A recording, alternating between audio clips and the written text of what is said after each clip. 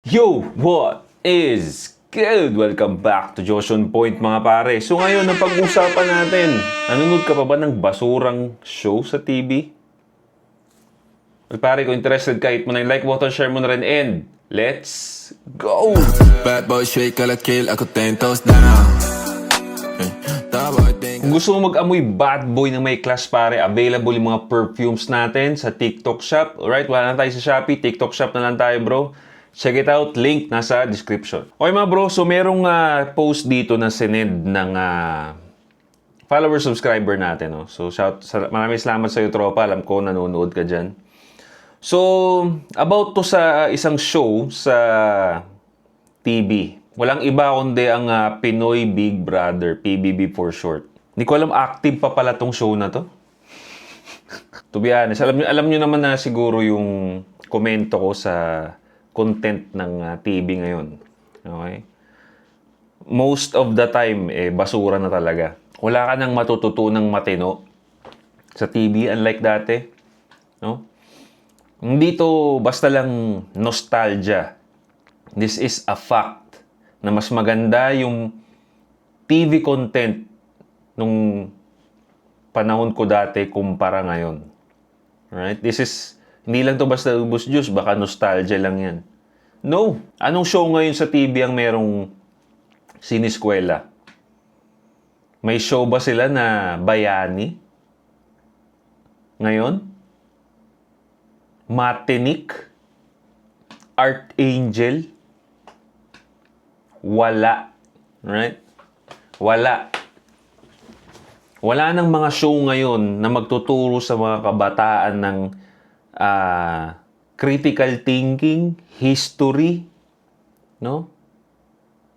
Logical thinking. Wala na. Okay? Lahat yan, makikita nyo na sa YouTube na. Wala na sa TV niyan. Lahat ng nasa TV ngayon, puro basura, puro kabaklaan na lang. No? And I think PBB is one of the best example of that kind of garbage show.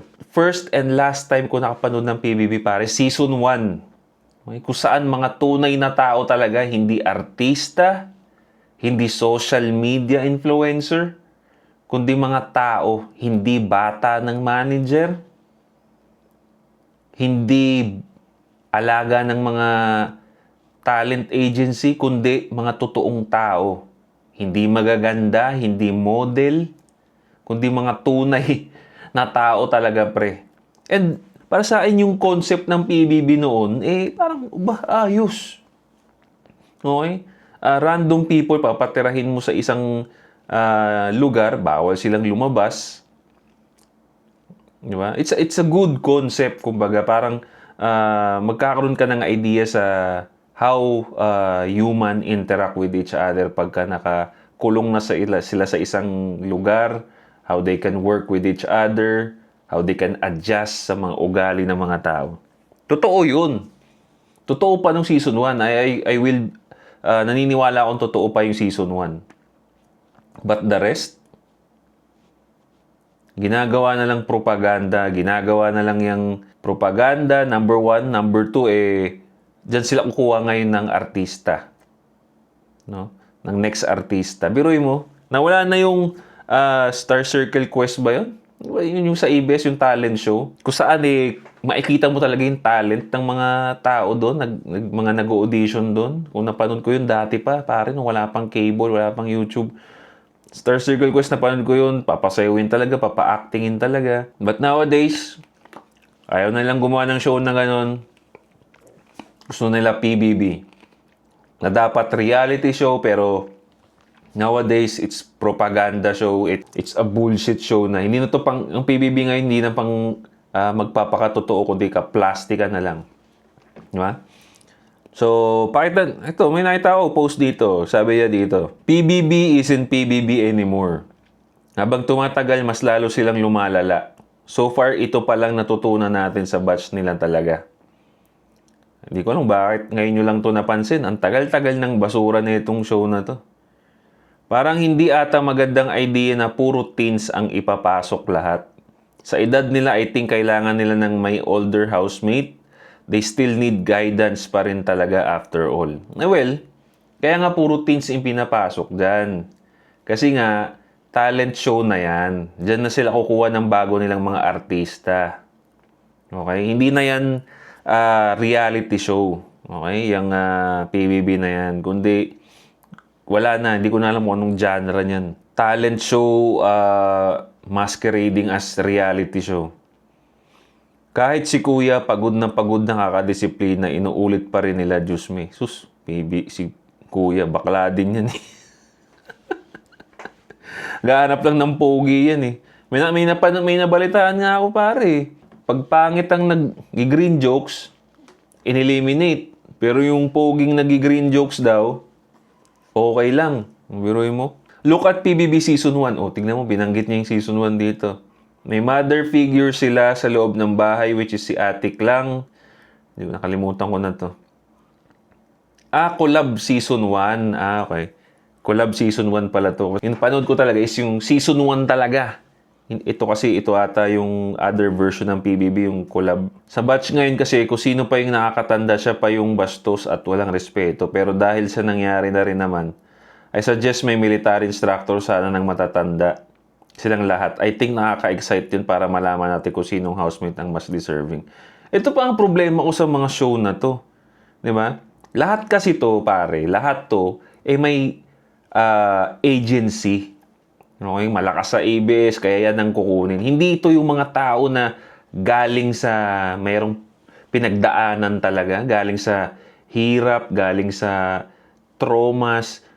Ganon kasi yung dapat kung itong show na to is, ang purpose is para makita mo yung totoong ugali ng tao, human nature. Ang ilagay nyo dito, yung mga tao may pinagdaanan sa buhay. Diba? Hindi yung mga talent lang to eh. Diba? Mga talents nila to eh. Ng mga talent agency na walang kalaman-laman yung utak, walang mga pinagdaanan sa buhay. Anong ini-expect yung mapapanood nyo dyan? Diba, biruin mo pare. Biruin mo isang reality show na puro tanga ang nandun sa loob. Walang mga alam kung ano-ano lang ang gusto. Landian, katamaran, kabadingan lang. Anong ini-expect yung mapapanood nyo dyan? Diba, natigil yung quality ng PBB pare. Nung ginawa na nilang scripted eh. Nagpasok sila ng mga influencer dyan eh. Pasok yung tunay na tao. Kaya ang basura na ng content ninyo eh. Puro pa Gen Z na wala namang puro drama lang. Puro ka sensitivity lang. Walang real life experiences, walang real life knowledge. Anong maiaambag niyan sa totoong buhay? Di ba? Walang kwenta. Pero sa totoo lang bro, dito lang ata sa Pilipinas yung PBB na sineseryoso eh. No? Yung PBB sa ibang bansa, tignan niyo yung mga PBB sa ibang bansa, pre. Puro kamanyakan lang, pre. Nagbebenggahan lang sila dun sa sa bahay ni Kuya. Tapos, puro chicks yung pinapasok, chicks, mga model. Parang naging dating show na rin siya kung tutusin. Pero tignan mo naman, hindi nila sineseryoso. Kumbaga, hindi nga pinapanood yung PBB sa ibang bansa eh. Diba? Kasi alam nila yun eh. Sa ibang bansa pare, ang tingin nila sa PBB is slap. Slap show lang yan. Parang alam nilang walang kwenta talaga yung show na PBB sa ibang bansa. Pang lang yan, pang libugan lang, gano'n na, pag trip mo lang, pag wala kang magawa. Yun. Pero dito sa atin talagang sineseryoso ng mga tao, kaya tignan mo yung mga tao ngayon. Sobrang mas tatanga. Kung kailan nagka-internet, na dapat mas tumalino yung tao, pero hindi. Nag-iba. Kaya wag na kayong umasa bro, lalo na yung pag meron kayong kapamilya pare, ilayo nyo sa mga ganitong klaseng TV. Pag nakita nyo yung laging maghapon, nanonood lang ng TV, ilayo nyo parang katmari pagsabihan ninyo. Kung gusto nyo yun ng magandang show, may mga internet na mga dyan, for sure naman, nagde-Netflix kayo. Physical Asia, Physical 100. Lalaki ka? Manood yun ang panoorin mo. May inspire ka mag-workout, may inspire ka mag-exercise, may inspire ka lumabas ng bahay. Yung mga ganitong show, pare, wala nang kwenta. Kaya na, tangina, ewan ko, may lalaki bang nanonood na itong PBB na to? For sure naman sana, wala. Pare, wala na. Wala yan, walang laman yung mga nandyan, bro. No? Kaya nga sinasabi ko sa inyo, pare, yung entertainment industry ng Pilipinas sobrang wala, sobrang basura. Dati India pinagtatawanan nyo sa pagdating sa entertainment business. Puta, tignan mo yung mga movies nila, pre, kahit corny, at least quality. Ang dami ng dapat inadapt ng mga media company na dyan na mas magandang mga reality show. Pero hindi ko malaman kung bakit PBB tayo ng PBB. PBB ng PBB.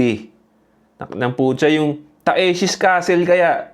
Yun ang mas maganda. I-adapt kaya ng Ibis. Takeshi's Castle, at least yung comedy. Oh. Kaya yung Ninja, American Ninja. Oh, di ba? No, kung gusto niyo naman talaga ng dating show, edi adapt niyo yung sa Netflix, yung Temptation Island ba yun? O yun, at least yun. Makikita kami ng tataas pa ratings yung mga hot na babae, hot na lalaki. Para yung lalaki, babae, manunood.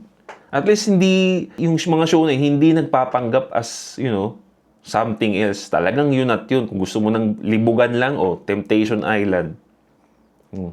Yung PBB na to, parang pinipresent nila as totoong ugali ng tao magsasama. Parang siniseryoso pa.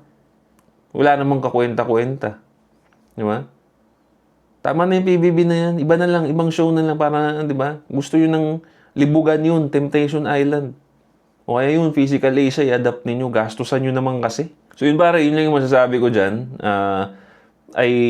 Kung magiging influencer man ako, gusto ko ma-influence kayo na tigilan ng manood ng mga ganyang basurang content. Kasi, kaya hindi ko rin sila masisi bakit gawa sila ng gawa ng ganyang show. Kasi may nanonood pa eh. Diba? Tapos tayo naman nag-iisip, naiinis lang tayo sa tabi.